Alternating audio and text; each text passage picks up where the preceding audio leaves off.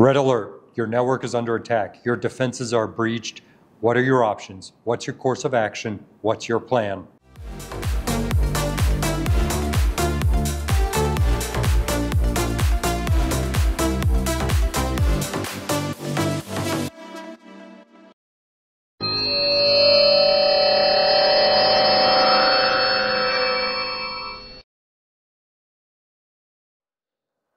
Hi, my name is Rich and welcome to the Rich Tech Guide channel.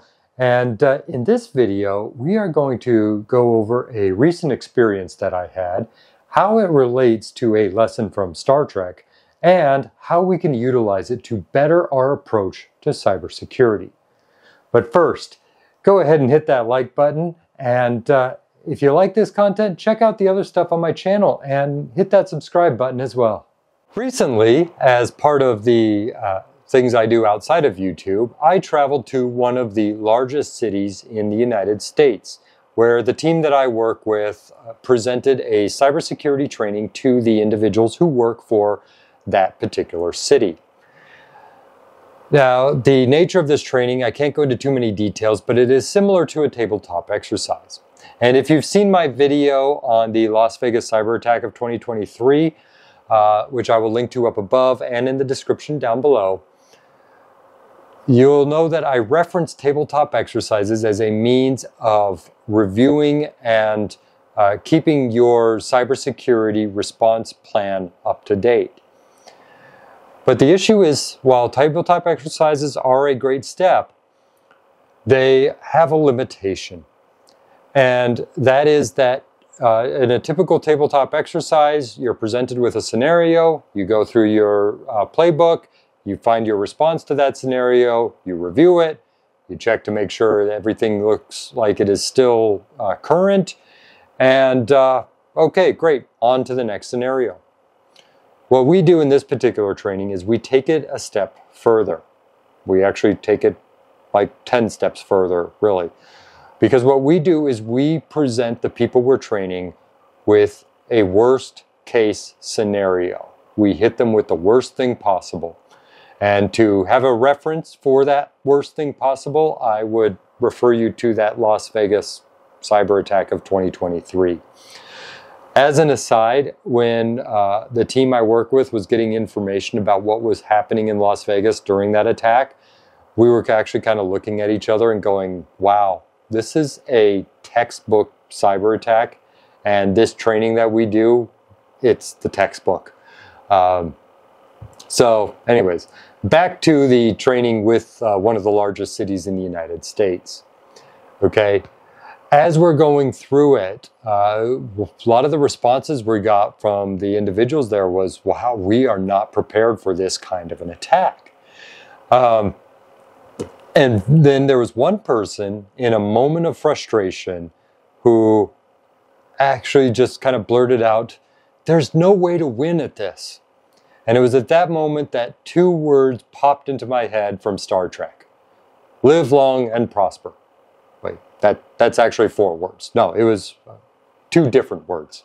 At the moment, I realized that what we were doing was the cybersecurity version of the Kobayashi Maru. Now, the Kobayashi Maru was first introduced in what is arguably the best Star Trek movie of all time, Star Trek II, The Wrath of Khan. And it quickly grew in Star Trek canon as it has been referenced and reintroduced a few times since. Now, the story goes that when a cadet is training for a future career in command and possibly going to be the commander of a starship, they have to go through this Kobayashi Maru test. Now, this test is a no-win scenario. No matter what decisions that cadet makes, they are going to end up with the result of the ship being destroyed and all hands are lost. Now, in the Star Trek story, there is one particular cadet who managed to beat the Kobayashi Maru, and he happens to be the protagonist of the original series, and that would be James T. Kirk. As the story goes, Kirk, he basically hacked the simulator and reprogrammed it to give himself a winning option. Now, when questioned about this in Star Trek II, Kirk simply responds with that he doesn't believe in a no-win scenario. But in doing so, Kirk actually defeated the purpose and the objective of the Kobayashi Maru. So the purpose and the objective is really twofold. First of all, it is for the superiors at Starfleet to understand how the cadet will respond when presented with a situation where there's no good options, all options are lost, everything is over. How will that cadet respond in that situation? There is also a second way to look at this test, and that would be for the cadet themselves going through the no-win scenario to have an introspective analysis of what they would do in such a situation where every decision they make ends in no win, that they are dead, their crew is dead, their ship is destroyed. And it gives them the opportunity to have their own self-assessment as to how they would respond to that prior to such a real-life situation happening. This is where we can take the lesson of the Kobayashi Maru from Star Trek and apply it to cybersecurity. Okay? Look at your infrastructure. A hacker has breached it. A hacker has taken total control of it. You are in checkmate. But the game isn't over. The game is never over. The game continues. You have to go on. You have to regain control of your network, regain control of your infrastructure. So how do you go about doing it? This is going further than your typical tabletop exercise. As I said at the beginning, a tabletop exercise is simply you pull up a scenario, you review it against your incident response playbook, and review, check to make sure there are any updates that you might need to make. Otherwise, you move on to the next scenario. Okay, we're going deeper. We're going to push. This is not simply, we have the scenario, this is our resolution, move on. No, this is the point where we start digging. And we are going to dig and dig and dig until we have exhausted all possible options. Let's take a look at an example. Attackers have breached your infrastructure and they have hit all of your critical systems with ransomware. What do? What's your plan? What's your options? Do you decide to pay the ransom? What can your organization afford? What is the budget for paying that ransom?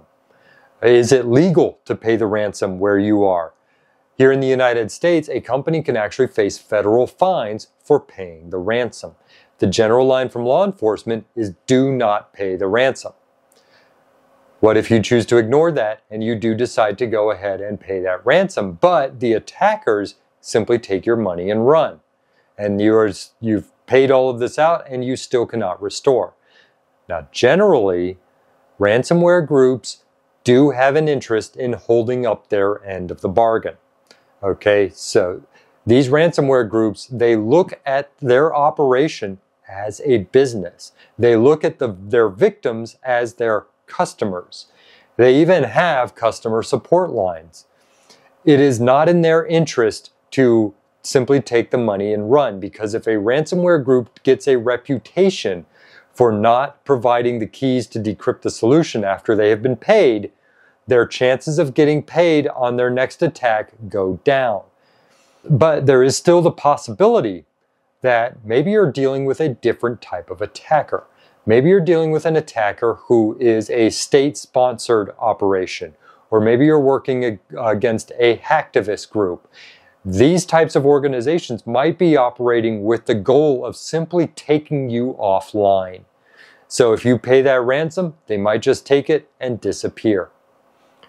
Let's say you do follow what law enforcement tells you and says, do not pay the ransom. So you do not do that. How do you restore? How do you recover? Are there critical systems that you need to replace? What is your budget for replacing those systems? On the other hand, what does your supply chain look like? Okay, what if you have a critical system that you need to replace, but the manufacturer says they can't provide it for 6 months? What do you do then? Okay, we've already seen over the past few years global supply chain disruptions that have resulted in 6 months looking like a good lead time. So we've seen lead times of 9 months, a year, year and a half, even longer. Okay, so what do you do to handle a situation where you may not be able to get that critical gear? Okay, let's go on to the next step. You were able to get the critical gear. Okay, how do you restore? What do your backups look like? What are they compromised? Most attackers, when they breach into a system and they decide to deploy that ransomware, they will go after the backups first to prevent you from restoring from backup. So, how do you restore from these backups? Maybe your organization has been backing up to tape and storing offline, or you have another immutable backup solution. Great. Okay, but are those backups in a good standing? How often do you do that type of a backup? When was the last time that was run? Has that backup been compromised? It may not be ransomed, but what if the attackers have been in your system for a while and they have actually gotten onto your identity management systems and actually created their own profiles? And then you ran that kind of a backup, and now it's already in there. So when you restore from backup, the attackers are able to come right back into your system. Okay? Keep pushing, keep digging, keep asking questions. This is your Kobayashi Maru.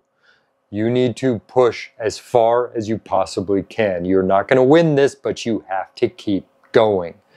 Now, everything I've presented here is something that has been seen in cybersecurity breach situations. Okay? There has been nothing that I have presented in this that is far-fetched or unreasonable. I have not presented the scenario of, well, hey, you know what? What if the Borg show up, assimilate everybody in your company and all of your data? All right?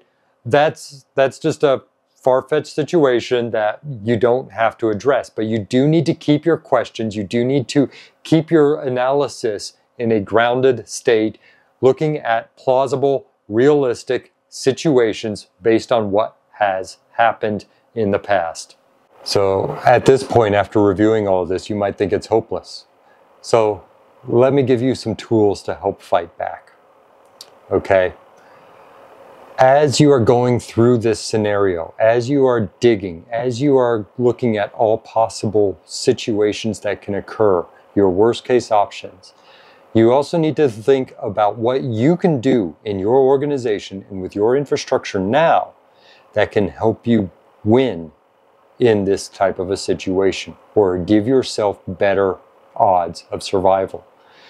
As I mentioned in Star Trek, there's one particular character, James T. Kirk, who hacked the Kobayashi Maru and gave himself a winning option. What can you do from that perspective? Okay, maybe you're looking at a SIEM solution in order to be able to spot the activity on your network and identify threats. Or maybe you're looking at a SOAR solution or an XDR solution. Now, the best time to deploy a solution like this was about 2 years ago. The next best time to deploy a solution like this is right now. And the reason is these solutions, they generally need to build out a baseline of activity. And then from that baseline, they start looking for anomalies which they can use to spot the threats. So if attackers are already in your system, they would become part of the baseline. That's why the best time was about 2 years ago. But you still need to do it now. Even though the former CEO of Cisco, John Chambers, once said, there are two types of companies out there, those that have been hacked and those that don't know they've been hacked. But the sooner you give yourself the visibility into what's going on in your network, the sooner you can start spotting threats.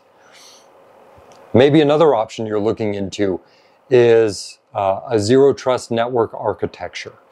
Maybe you're looking at protecting your identity systems. So you want to verify that a person is doing what they're supposed to be doing. So you introduce behavioral analytics into that zero trust network. Okay? If you have a user who suddenly starts transferring gigabytes of data off to an unknown server, that could very well be a sign that your user is compromised. It could also be a sign that you have an insider threat that you need to worry about. Okay, when you have a properly architected zero trust network, you have the mechanisms in place to identify and flag activity like this and stop it. Challenge that user. Is that person who they really say they are? Or you can create flags to send to your IT team and your security team to question what is going on here and dig deeper before it becomes a larger problem. These are just a couple of examples on what you can do to start fighting back. As I said, Kirk beat the Kobayashi Maru. You have to start looking at what you can do to give yourself that option. I hope you found this content to be insightful, and if you like this, go ahead and hit that like button if you haven't already done so. And also, hit the subscribe button. You've made it all the way to the end of this video, so clearly you like this. Check out the rest of my content. Hit the subscribe button. Also, I'm going to leave some links in the description below to content related to this topic. They are affiliate links. Use that information for what you will. And as always, keep learning, keep improving, keep studying, keep yourself secure, and I will see you in the next video. One to beam up.